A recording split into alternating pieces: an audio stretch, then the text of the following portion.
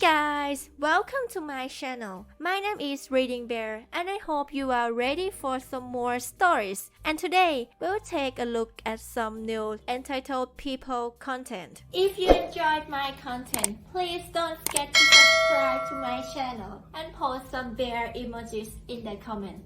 And now, let's dive right into the stories. The first story is titled, HOA towed my farm vehicles and tries to steal my property.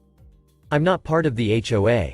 Summary. Entitled, Rich HOA harasses and intimidates a farmer, but he catches them red-handed on camera, earning him a restraining order and some financial compensation. Screw you HOA. A few years ago when I dealt with an HOA menace, I honestly thought it was never going to end. As of the first moment that I encountered these a-holes, I realized that I had just gotten into a firefight with a bunch of entitled, sociopathic narcissists. From that moment I also became an advocate for no HOAs. Not only have I personally had incredibly bizarre experiences of overstepping and trespassing with HOA boards and their members, but several friends of mine have had similar stories. Mine is probably one of the worst though.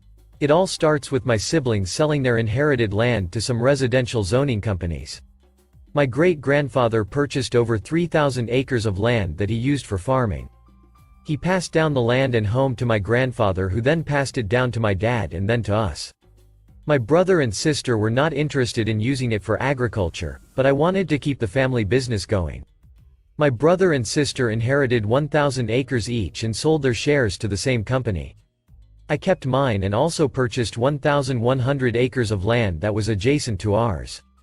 As soon as the companies started building homes and they became inhabited by people, an HOA was then established and recognized by the county. I had heard stories from friends about their HOAs and the hassle that they caused them, so I wasn't buying into that system. I received some unstamped letters in the mail one day. This was my first indication that what I was going to deal with would be full of illegal, petty bullshit. Anyway, I digress. It was essentially a contract and some garbage welcoming me into an HOA. Again, I did not sign up for the HOA. I was an established home and property far before they were built. As far as I'm concerned, they can pound sand. Anyway, I disregarded the first letter but sent it an emailed copy to my brother for his own entertainment. He's an attorney that lives across the country from me. He also confirmed that it was illegal on a federal level for them to put mail in my mailbox. We enter the next week and I receive another copy of the same documents, but this time I put it back in the mailbox labeled, Return to Sender. A few days later my wife and I are returning from a run in town to grab groceries, supplies, dog food and whatnot. When we arrive home we notice several cars parked around the entrance of my driveway, which makes it difficult for me to get through. I squeeze my big, country truck barely through, watching the three individuals cringe as I nearly scrape all of their fancy pants cars. They were waiting on our porch, standing in the cold in their nice, black peacoats. It was two men and one woman. She was wearing an animal print pencil skirt that made her look like Cruella de Vil. They spoke with an arrogant tone, explaining how we must abide by their HOA policies, yada yada, and that part of my land needed to be rezoned. Rezoned for what? I found out later it was so they could try and have the land labeled as residential, forcing me to sell it to them. It was obvious right away that they were looking to purchase my land from me, or essentially force me to sell it to them. I asked them to leave and when they refused, I decided to take matters into my own hands. I started up my big truck, attached a large chain to the front and headed down the driveway towards their vehicles. They all three ran like hell to their cars and left. I gave them a chance. I probably should have just ran over their cars. The HOA was pissed after this. I knew that wouldn't be the last time I heard from them. But I was pissed too. So, I started setting up cameras and started building a property fence around my home and considered even putting up a gate. I didn't trust these people already. They continued to put letters in the mail without going through USPS, so I ended up alerting the postmaster. The HOA received a pretty hefty fine, which they got even more pissed about. Their stupid letters were always telling me things about my driveway not being kept up right, my mailbox being the wrong style, my house having the right curb appeal, etc. Oh, and they hated the barns. My wife started digging into some legal information on what the HOA can and can't do and even contacted the county. We both had a feeling that they were up to something because they had been too quiet for a few days. Turns out, We were right, and they had just put a lien on our house with some documents I'd never seen before. At this point I needed to reach out to my brother, who doesn't practice law in my state but knows people in the business, and got me into contact with a super awesome attorney named Jennifer. She was quick to set the ball rolling and stopping the lien on the house. It took a few weeks, but she got the job done faster than most could have. It helps that they never showed up to any hearings. Not even a week later, my wife and I had to travel out of town for a funeral.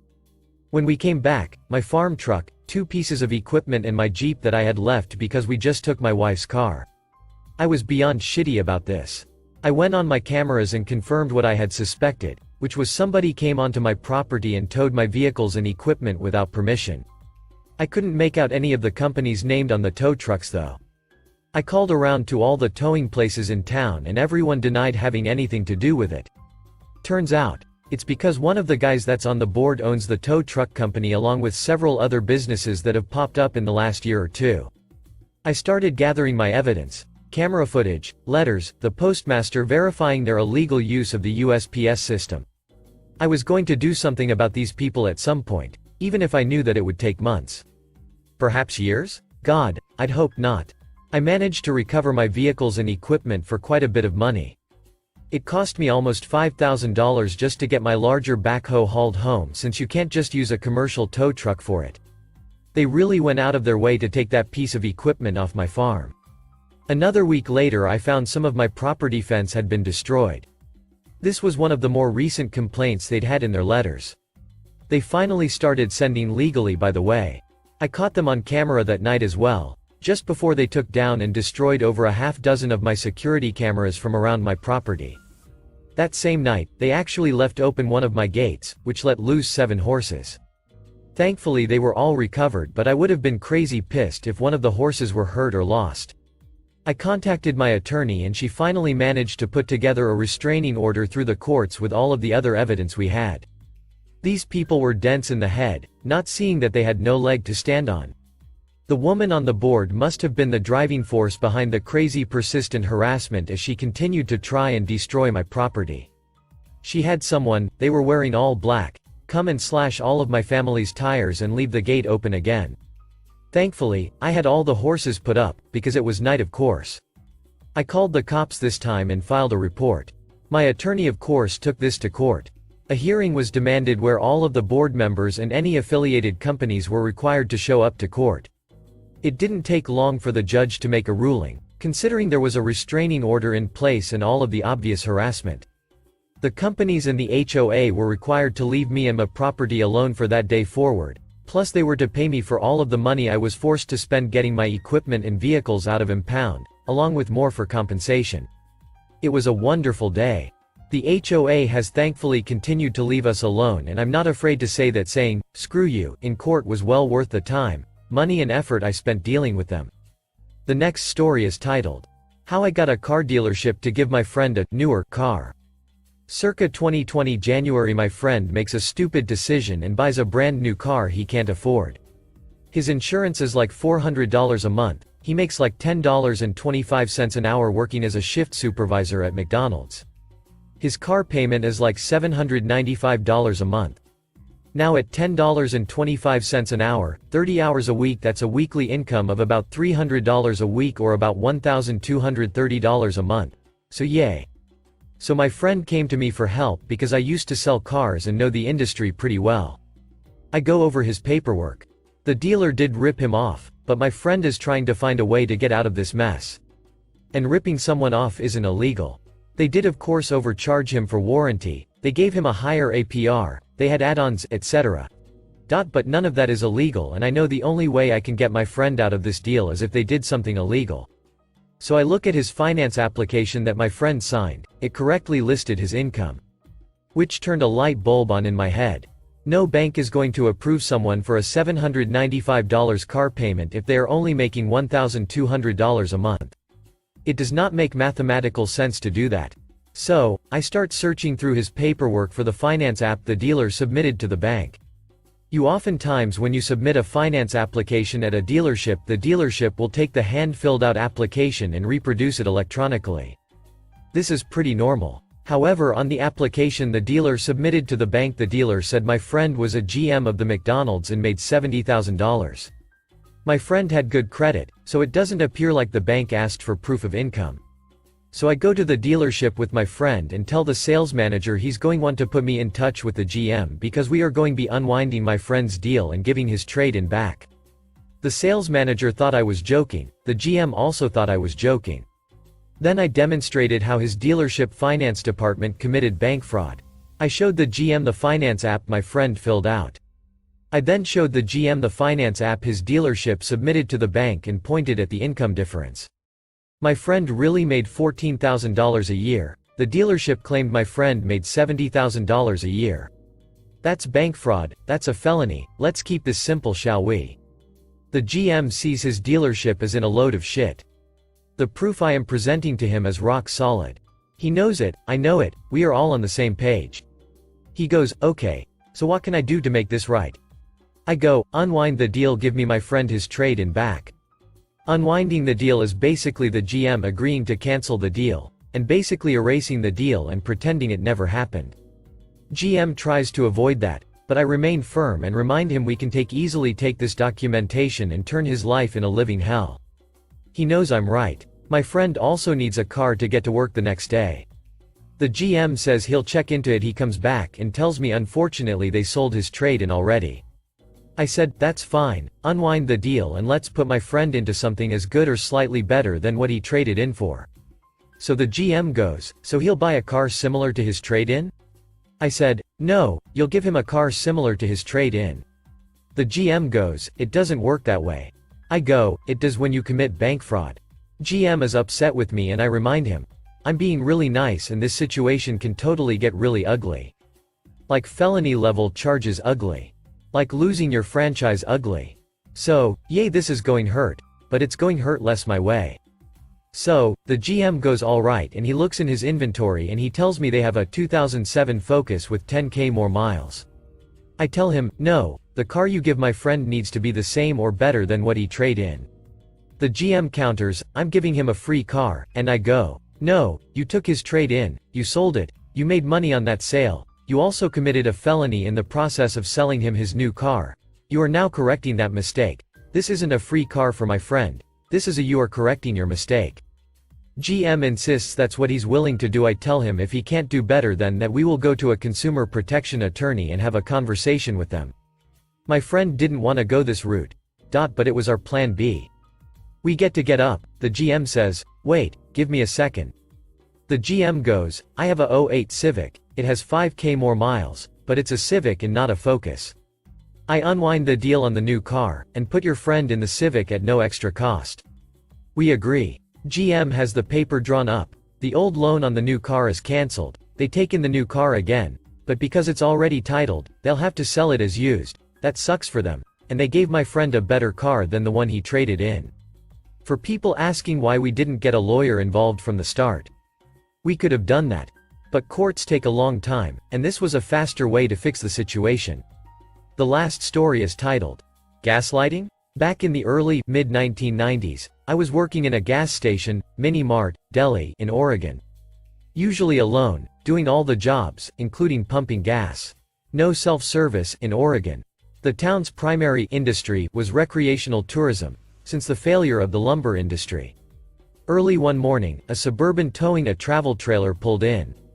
This was very common, as was every other type of RV. An elderly couple got out. The nice older gentleman, Nog, asked me to please fill up the Suburban and said he also had a couple of gas cans that he needed filled. Cool, nice enough, but seemed a bit frustrated. Hoo boy, was I about to find out why. Enter. Mean old woman, Mo. Mo. Hands on hips. Why is the gas so expensive? Super nasally and loud. Me. Everything here is expensive, we're miles from anywhere. Mo. Well, I heard you people take advantage of tourists. Do you take advantage of tourists? Me. Ma'am, I make minimum wage. I'm not taking advantage of anyone. Mo. The price per gallon is much more than we pay at home. Me. The supplier sets the price, not me, not even the owner of this station. Mo. Can't you do something? Me. Something? Honestly, I was baffled. Mo. Like, Give us a discount, you stupid hick. Do I have to spell it out for you? You idiot. Right at that moment, before I could recover and muster any sort of response, her husband came around the back of the trailer, gas cans in hand, wondering why his wife was shouting. Nog. To Mo. What on earth are you yelling about? Mo. The gas is so expensive here. And this idiot won't give us a discount. Nog. Calmly, calm down. We knew it would be, and I'm absolutely certain this nice young man has nothing to do with it. Mo. Shrieking, he needs to give us a discount. Nog. Firmly, no, he doesn't. There probably isn't a way to do it, anyway. Now get back in the truck and leave this nice young man alone. She exaggerated her frustration as she stomped off, still angrily talking about expensive, this and discount, that. But she did go away. Phew. Nog. Riley, don't mind her, she gets mad about any price higher than it was in the 60s. I'm so sorry about the way she spoke to you. Me. I appreciate that, but you don't need to apologize. You've been really nice. Plus, she's not as bad as my mom. Nog. Chuckling, I appreciate you being understanding. I finished filling up his gas cans and we each carried one back to the trailer, where I helped him strap them down, securely. He handed me cash for payment and I headed inside to get his change. As I was coming back out, he had pulled away from the pumps and was carefully making the turn to the exit. I waved with his change in my hand and he stopped. I was now on the passenger, Mo, side of the Suburban. They rolled the window down and out came the claw-like hand of Mo. Mo. Hurry up, fatso. Me. Do not speak to me like that. I'm a big dude and have a loud, deep, booming voice, when I choose to. Mo. Mouth agape in stunned silence. Nog. To Mo. I just can't believe you, sometimes. Just shut up. Nog. To me, once again, I am so sorry she spoke to you like that. Please, keep the change. Mo. Unintelligible shrieking as they pull away. The change was right around $20 USD. We weren't technically allowed to take tips, but after I told my boss the whole story when he came in later, he was very empathetic and said it was okay to keep it. Thank you for listening.